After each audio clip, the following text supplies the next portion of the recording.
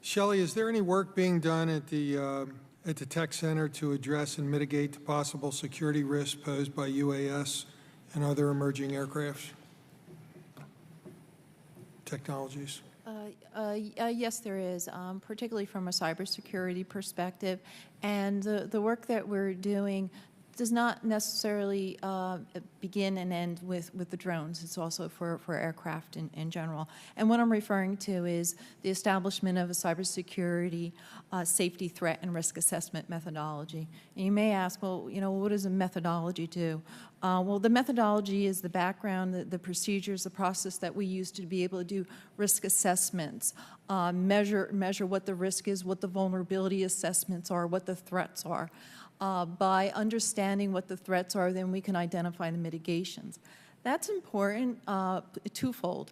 One, from an industry perspective, by understanding what the threats and the vulnerabilities are and what the potential mitigations are, they can start remedying them early in the life cycle. And from the FAA perspective, we can use that data for any rulemaking, certification, or guidelines. Now, that's the foundation for security, and particularly cybersecurity. We're also looking at the technologies itself, again with our industry partners, on security protocols to be used in data links, on data exchange rates, minimum operational performance, on these systems that we've been talking about. Cybersecurity is all about security and resiliency, the human aspect. If something happens, what is the reaction, the data availability and accessibility. So that's the type of research work that we're doing in regards to the cybersecurity and security of drones as well as urban air mobility aircraft. So Shelley, for you and really for anyone else on the panel, what technological developments must be implemented before these new aircraft technologies can be safely introduced or integrated into the NAS? So you've heard a lot about remote ID, and I would say that every panel member here subscribed to the need for remote ID. We need to know where the aircraft is so that our pilots can stay well clear.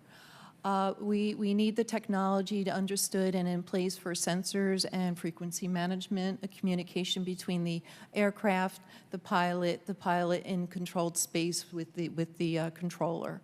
Those are essential.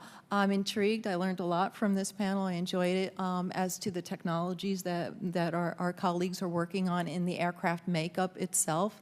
And we'll be working with them closely on the performance requirements for those aircraft from the material they use as well as the propulsion method. So there's a lot of work to do. I think the UAS traffic management arena is blossoming well.